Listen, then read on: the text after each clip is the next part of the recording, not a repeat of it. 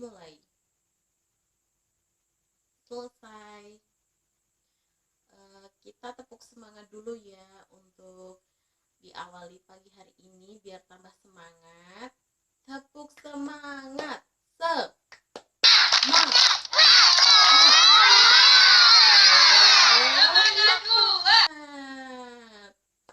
Ya, semoga semangat semuanya. Ibu ingin absensi terlebih dahulu. Siapa yang tidak masuk untuk hari ini ya? Nahda hadir, Syafa hadir, Nora Viva hadir, Rafif hadir. Alhamdulillah hari ini semuanya hadir. Sehat selalu ya. Kelas hari ini bersih. Untuk yang piket dijaga kebersihannya.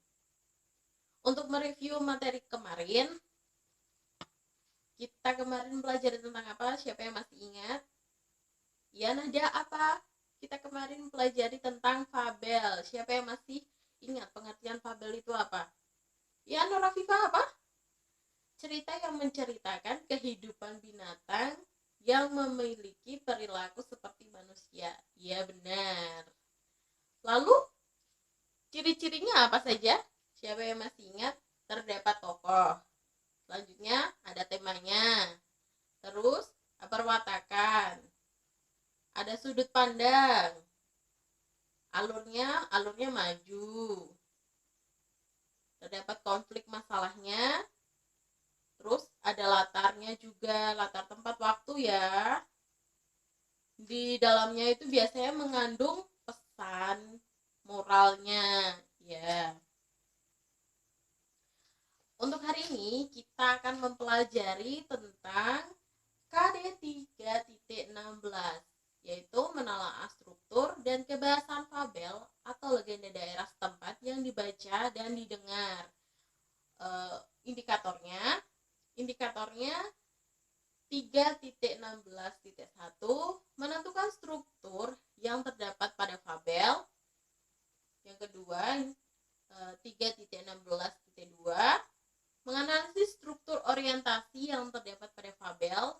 Selanjutnya KD yang kedua yaitu KD 4.16 yaitu memerankan isi fabel atau legenda daerah setempat yang dibaca dan didengar.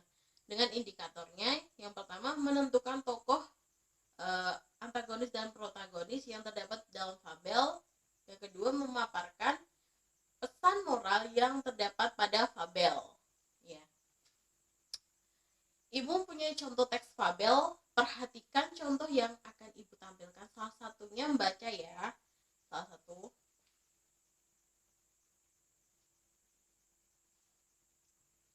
Oke, paragraf yang pertama ini terdapat apa ini? Ini siapa ini tokohnya? Tokohnya ada kancil dan gajah. Terus selanjutnya ini suasananya, waktunya kapan terjadinya? Siang hari. Ya, berarti ini paragraf awal yang terdapat tokoh, latar, suasana dinamakan orientasi ya. Untuk selanjutnya yang kedua, coba kalian baca. Yang kedua ini terjadi masalah karena si kancil tidak berpikir panjang. Ketika dia turun kehausan, dia tidak bisa naik. Lalu di sini adalah bagian klimaks dari sebuah cerita yang berisi puncak masalah yang dialami oleh tokoh. Ini yang disebut komplikasi. Ya, itu apa tadi anak-anak? Yang berisi puncak masalah. Ya, benar sekali. Untuk yang selanjutnya, yang ini berisi tentang pemecahan masalah. Kok bisa disebut pemecahan masalah? Akhirnya si kancil kan tidak akan iseng lagi. Dia sudah berjanji pada Pak Gajah. Jadi pemecahan masalahnya dia udah berjanji sama Pak Gajah tidak akan iseng lagi menjahilin teman-temannya. dia bisa berpikir apakah yang dia lakukan itu kan salah apa benar gitu ya. Ini namanya apa? Resolusi yang berisi tentang pemecahan masalah. Akhirnya kan Kancil ditolong oleh Pak Gajah gitu ya. Untuk yang selanjutnya, paragraf yang terakhir yang ini ya. Ini bagian akhir berisi tentang amanah dan pesan dari fabel itu sendiri. Apa pesannya? Pesannya apa?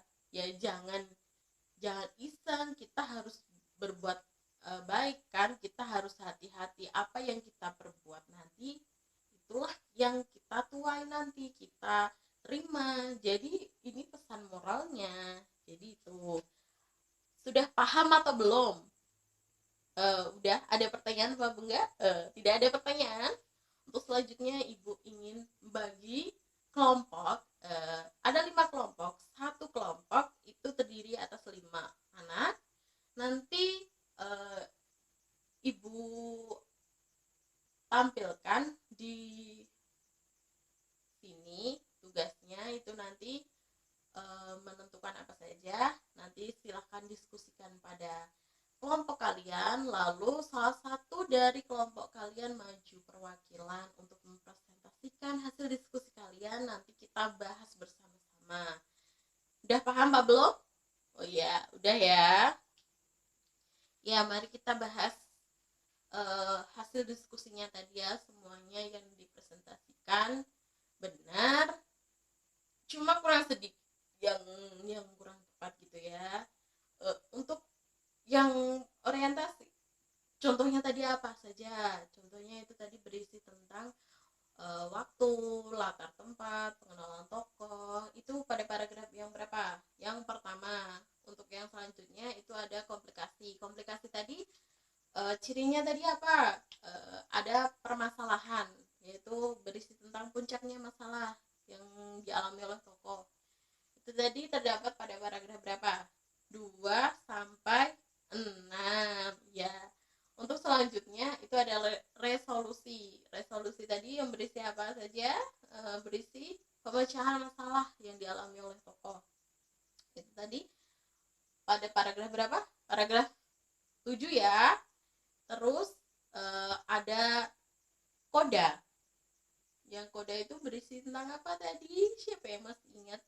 Ya, berisi amanah dan pesan yang ada pada cerita fabel itu pada paragraf terakhir, yaitu paragraf 8. Untuk yang bawah ini tadi orientasikan ada pengenalan tokoh, latar tempat, latar waktu. Ini tadi tokohnya siapa saja? Tokohnya ada singa, beruang, serigala, dan anak rusa. Selanjutnya latarnya di padang rumput dan persembunyian di semak-semak ya. Lalu latar waktunya itu tadi suatu hari singa mengajak beruang untuk berburu bersama, dan saat sudah sore singa dan beruang akhirnya berhenti merebutkan. Ini tadi ya, untuk orientasinya isinya ini tadi. Kan kita dari tadi udah membahas tentang tokoh. Tapi dari kalian ada yang sudah tahu apa belum sih tokoh itu seperti apa? Ayo, siapa yang tahu angkat tangan. Ya, tokoh itu pemegang peran dalam drama atau dalam cerita. Biasanya dia peran utama yang memerankan cerita itu. Ya, coba dilihat ini pengertiannya. Yang pengertiannya berdasarkan Kamus Besar Bahasa Indonesia, tokoh pemegang peran utama dalam roman atau drama. Sedangkan menurut Ainuddin, tokoh adalah peran yang mengemban peristiwa dalam cerita fiksi prosa sehingga peristiwa itu mampu menjalin suatu cerita yang utuh. Tokoh adalah individu rekaan yang mengalami peristiwa atau lakukan dalam suatu cerita. Ya, udah paham belum? Tokoh kita dari tadi udah bahas tokoh, tapi belum tahu pengertiannya.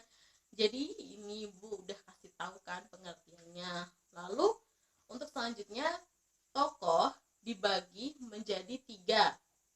Yang pertama itu tokoh protagonis, tokoh antagonis, dan tokoh tritagonis. Kalian sudah pernah dengar apa belum sih tokoh antagonis itu seperti apa? Iya, tokoh antagonis itu tokoh yang jahat, ya, tokoh yang kurang baik biasanya. Kalau protagonis, tokoh yang baik. Kalau tritagonis itu apa biasanya? Dia itu peran pendamping. Biasanya peran pendamping. Ini pengertiannya ya. Kalian bisa lihat yang kalian sebutkan tadi benar.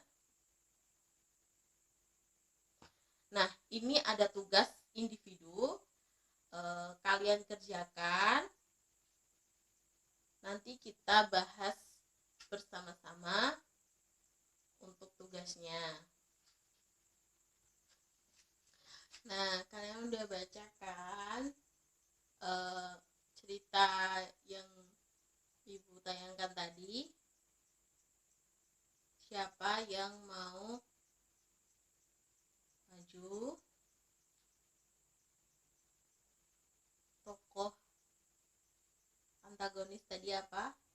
Ini tokoh antagonisnya siapa? Tokoh antagonisnya serigala.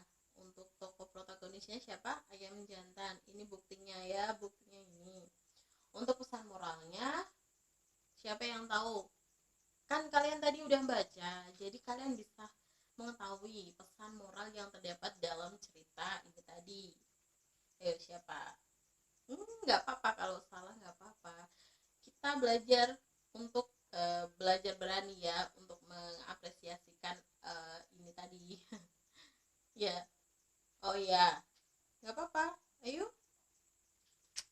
Oke, Ibu akan kasih ini pesan moral yang bisa kita petik dari cerita Ayam Jantan dan Serigala, yaitu jangan mudah percaya kepada orang lain, dan ketika kita dalam keadaan terjepit atau keadaan yang terdesak, kita jangan mudah percaya. Selanjutnya, jangan gegabah. Pikirkan suatu cara agar bisa lepas dari masalah tersebut. Untuk selanjutnya, berpikirlah sebelum bertindak agar tidak salah dalam mengambil keputusan.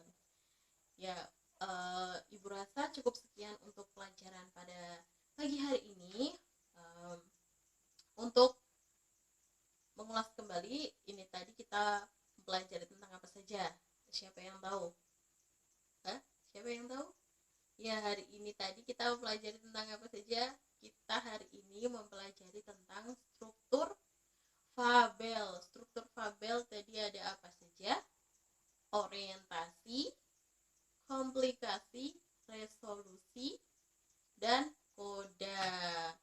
Lalu selanjutnya ada apa lagi? Yang terakhir ini tadi kita mempelajari tentang apa? Tokoh. Tokohnya tadi ada apa saja? Tokoh antagonis, terus protagonis, dan tritagonis. Tapi kita lebih khususnya pelajari antagonis dan protagonis ya, ini tadi ya. Lalu apalagi kita mempelajari tentang pesan moral yang terdapat dalam cerita fabel itu sendiri. Ya, apa ada pertanyaan? Nggak ada pertanyaan? Ya, Ibu nanti beri tugas ya, halaman 250 nanti dikerjakan.